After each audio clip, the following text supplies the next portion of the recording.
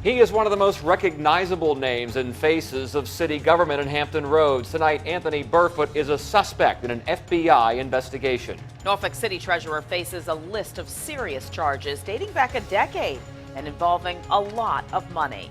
It is a busy Friday night, but our big story at 6, a bombshell dropped on Norfolk City Hall. Instead of going to work, Norfolk City Treasurer Anthony Burfoot went to federal court, all thanks to this 30-page indictment.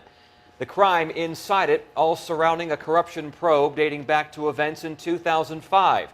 It alleges that Burfoot solicited money and items in exchange for the use of his power in city council as vice mayor and as treasurer. Ultimately, it could mean decades in prison for a familiar face to the people of Norfolk. We have 2 reporters on this major story for the city. 10 on your side's Andy Fox sorts out the facts behind the indictment. First, Jason Marks at federal court with more on what happened there today. Jason? Well, Tom, Anthony Burfoot turned himself in to federal marshals earlier today. He's facing, as you mentioned, some very serious charges. Charges his attorney says just aren't true. We are prepared to fight everything. Absolutely prepared and ready and raring to go.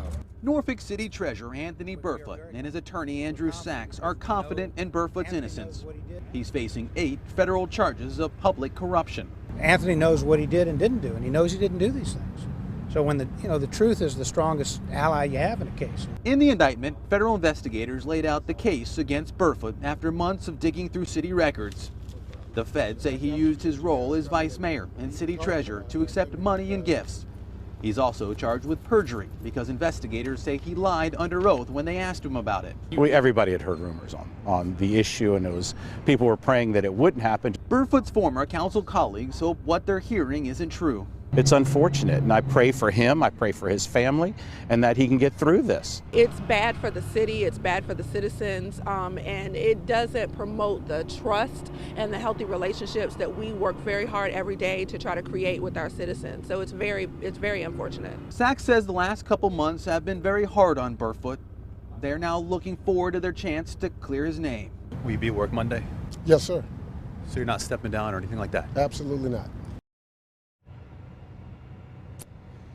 He says he's not going anywhere, though one city official has already come out and said he should take a leave of absence until this court process plays out. But as you just heard him, he's not planning to do that. Burfoot will be next in court here at the federal courthouse in Norfolk, January 20th.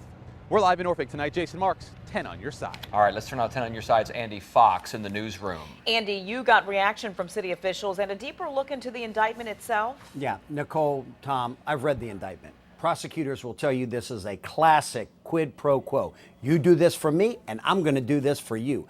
Federal prosecutors allege in exchange for his official actions, Burfoot took over $425,000 in kickbacks, meals, drinks, entertainment, travel, free renovations to his home, high-end appliances, and his car loans paid for. February 2011, there's Norfolk Vice Mayor Anthony Burfoot. In the audience, Tivest Development and Construction CEO Dwight Etheridge. A city project that could make Tivest millions, Burfoot made happen, but now falling apart under a cloud of suspicion. There's a lot of things being said.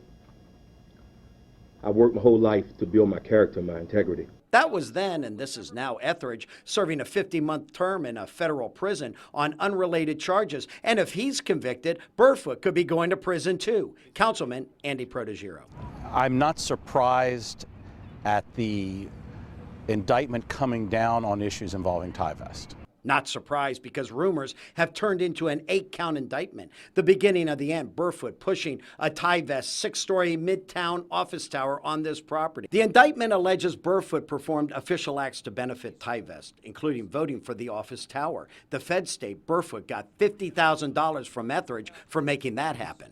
It's a little bit of anger at the sense that this should have been fleshed out with more discussions, honest talk years ago when this issue first came before council. Burfoot voted to give Etheridge the land cheap, promised him city council votes, which approved the project. Not Protegiro, though. He voted no. Something wasn't right. This is a great example of where those of us who questioned what was going on didn't follow along and voted no. A lot was wrong, according to the indictment. Burfoot, an advocate for the 3rd Ward, had his hand out again and again and again. 10 on your side knew the whispers. We asked Burfoot last April, have you done anything wrong? He said, no, I have done nothing wrong. He may have lied to us, but he answered the same question the same way under oath in court, and that got him 4 counts of perjury. Now, the allegations are amazing when you read them. How many times Burfoot allegedly came to the assistance of Dwight Etheridge and other tie-vest partners. He was a silent partner, by the way. Just a few. Voting on ordinances, resolutions, accommodating the paying of tie-vest taxes. The indictment reads, Burfoot did this as an as-needed basis, as opportunities arose to benefit the individuals and their interests. I'm Andy Fox, 10 on your side. Norfolk Mayor Paul Frame emailed us this statement today. These are serious and distressing charges, but as mayor and a lawyer, I have learned not to speculate. My trust is in the legal process as it runs its course. A little more now on Anthony Burfoot. He was born in Norfolk and graduated from Lake Taylor High School. He was elected to City Council in 2002, representing Ward 3. He became vice mayor in 2007 and took the office of treasurer in 2013. Our coverage continues on wavy.com, where you can read the entire indictment, and we'll have the latest tonight on Wavy News 10 at 10 and 11.